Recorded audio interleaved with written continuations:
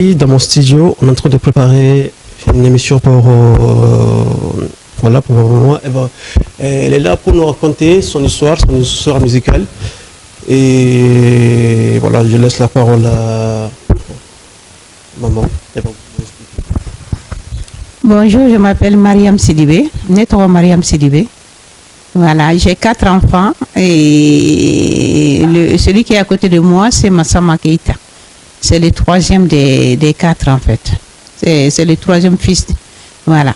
Donc, il est en train de m'interviewer, me poser des questions, comment je suis rentrée dans la musique.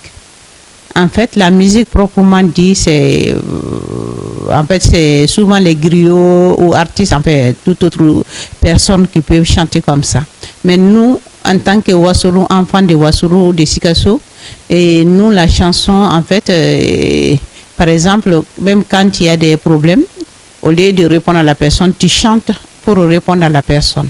En fait, c'est naturel, quoi. C'est pas, voilà, entre une personne, on chante comme ça, tout simplement. Alors, deuxième question, comment vous êtes venu dans la musique? À vous. Voilà, je suis venue dans la musique, beaucoup je disais que la chanson chez nous, c'est devenu naturel, mais pas pour aller à la télé ou autre en fait. Mais moi, je suis chanteur. Qui dit chanteur, c'est quelqu'un qui chante pour Dieu. C'est là qu'on dit les chanteurs. On dit aussi d'autres termes que cette personne a le manteau de louange. Voilà, donc la chanson est devenue une partie importante dans le culte de Dieu au temps des prophètes. Donc il y avait des milliers, beaucoup de milliers qui sont là, qui chantent ensemble pour louer Dieu. Après, Dieu donne sa présence au peuple, palpable au peuple. Il y a même des guerres qui sont gagnées parce que le peuple a chanté, loué Dieu. Après, ils ont gagné la guerre. Dieu s'est occupé des ennemis. Ils se sont battus entre eux, et croyant qu'ils se battaient avec le peuple de Dieu. Donc, la chanson est très importante. Et la parole de Dieu dit que les anges, il y a des milliers d'anges qui chantent au ciel pour Dieu. Que Dieu a son orchestre au ciel. Parce que tout ce qu'on fait sur la terre là, souvent, la parole de Dieu dit qu'on est fait à l'image de Dieu. Souvent, ce qui nous plaît, par exemple, quand les griots parlent des gens à tort ou à raison, les gens sont flattés. En tout cas, ils sont contents. Souvent, ils donnent beaucoup de choses, des choses comme ça. Mais Dieu aussi, mais c'est tout ce qu'on peut lui dire, c'est même pas assez par rapport à tout ce qu'il a fait. Par rapport à tout ce qu'il a fait. Explique-nous la première chanson et comment c'est venu. Alors, donc, ma première chanson, je l'ai composée dans la voiture.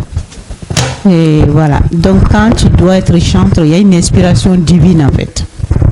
Voilà. Donc, cette chanson explique quoi? Il explique que je n'adore pas Dieu parce qu'il m'a donné un mari ou les enfants, ou la richesse, ou la santé. Voilà.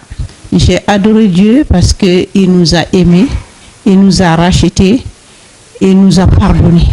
Je peux rajouter, la chanson dit aussi que, parce que la Bible dit que Dieu a tant aimé le monde qu'il a donné son Fils pour que quiconque croit ne soit pas détruit mais ait la vie éternelle. Voilà, pour donner son Fils, on a dit vu que Jésus est mort sur la croix, voilà, on l'a traité de tous les noms, or qu'il est venu pour nous racheter. Kambo Sarafara, Saralaya Sarafara, Kambo Baya Sarafara, Kambo Kono Sarakala, Kambo Nyome Sarakala. Allez, les Kera Sarakabaye, et celui qui a été le grand sacrifice pour l'humanité, en tout cas pour nous les chrétiens. Voilà. Donc, il est venu pour ça. Donc, Dieu, c'est le plus grand amour. J'ai dit que quelqu'un peut te donner une voiture, il ne te donne pas son fils. Donc, or, ce verset dit que Dieu a tant aimé qu'il a donné son fils unique, afin que quiconque croit ait la vie éternelle. Donc, le docteur peut te soigner, mais il ne te donne pas son fils. Comment ça s'appelle? On peut donner des voitures de toi au griot, mais jamais on te donne le fils, en fait. Donc, c'est un acte d'amour que je suis venue célébrer et chanter. Deuxième chanson, quel est le titre et qu'est-ce que vous pouvez nous dire sur ça? Voilà, la deuxième chanson, c'est Jésus, le lion de la tribu de Juda.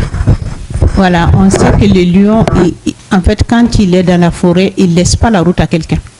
En fait, c'est le roi. Voilà, ati djenga moyo quoi.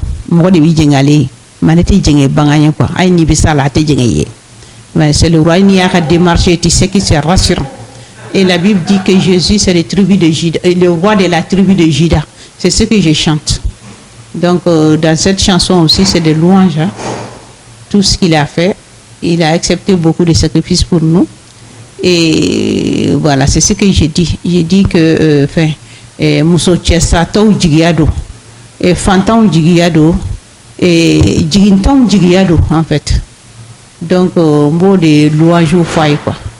Louange chama de bala, vraiment. Mumbe noro dakan, par rapport à mi kanye, ka son mi manye. Parce que, ala kakuma kanko, ko par ces meurtricides, nous sommes guéris. Allez ka allez goshira ban Israël on de koso sinon allez me sens fait tranquille. C'est pourquoi allez sigrer sans fait d'ailleurs kira be kaburu be dugu yoro mali elle la sans fait parce qu'elle est boredi voilà et au bec on de kama. Donc c'est pourquoi ici la Bible dit que c'est le lion de la tribu de Juda. Tribu de Juda, c'est les 12 tribus d'Israël dont un tribu était la tribu des rois. Et c'est pourquoi on dit à lui roi des rois et seigneur des seigneurs. C'est ça que j'ai chanté.